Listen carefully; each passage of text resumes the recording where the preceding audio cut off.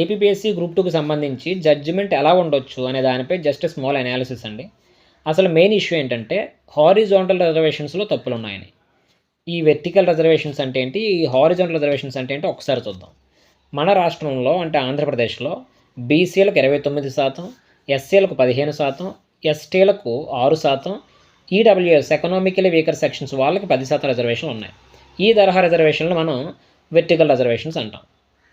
ఇప్పుడు ఈ BC, SC, ST, ఈడబ్ల్యూఎస్తో పాటు ఓస్ అంటే జనరల్ కేటగిరీలో కూడా ఓసీ, ఈ అన్ని కేటగిరీస్లో ఆ ఫలానా కేటగిరీకి చెందిన స్త్రీలకు, ఈ పీడబ్ల్యూబీడీ పర్సన్స్ విత్ బెంచ్ మార్క్ డిజబిలిటీస్ వాళ్ళకి, ఎక్స్ సర్వీస్ మెన్కి, మెరిటోరియస్ స్పోర్ట్స్ పర్సన్స్కి ఇచ్చే ఇంటర్నల్ రిజర్వేషన్స్ని మనం హారిజాంటల్ రిజర్వేషన్స్ అంటే ఉదాహరణకు బీసీలకు ఇవ్వబడిన 29% పోస్ట్స్లో బీసీకి చెందిన స్త్రీలు, PWBD, ex service men, meritorious sports persons వాళ్ళకి ఇచ్చే రిజర్వేషన్స్ను మనం హారిజాంటల్ రిజర్వేషన్స్ అంటాం.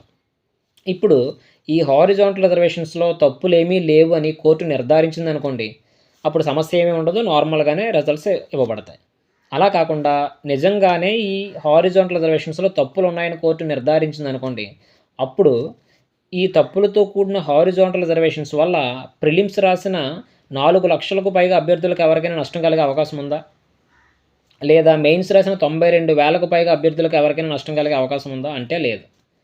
నిజంగా నష్టం ఎవరికి కలిగే అవకాశం ఉందంటే తప్పులతో కూడిన ఈ హారిజాంటల్ రిజర్వేషన్స్ వల్ల ఎవరైతే అభ్యర్థులు 1:2 రేషియోలో సెలెక్ట్ కాలేకపోయారో వాళ్ళకి నష్టం కలిగే అవకాశం ఉంది. అప్పుడు పరిష్కారం కూడా ఏమయ్యే అవకాశం ఉందంటే ఈ హారిజాంటల్ రిజర్వేషన్స్లో ఉన్న తప్పులను సవరించి న్యాయబద్ధంగా ఎవరైతే అభ్యర్థులు 1:2 రేషియోలో సెలెక్ట్ అవ్వాలో వాళ్ళని సెలెక్ట్ చేస్తే అక్కడితో సొల్యూషన్ దొరికినట్టే.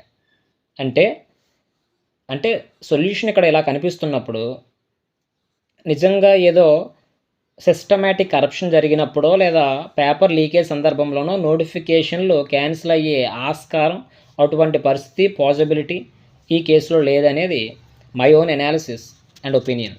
Thank you.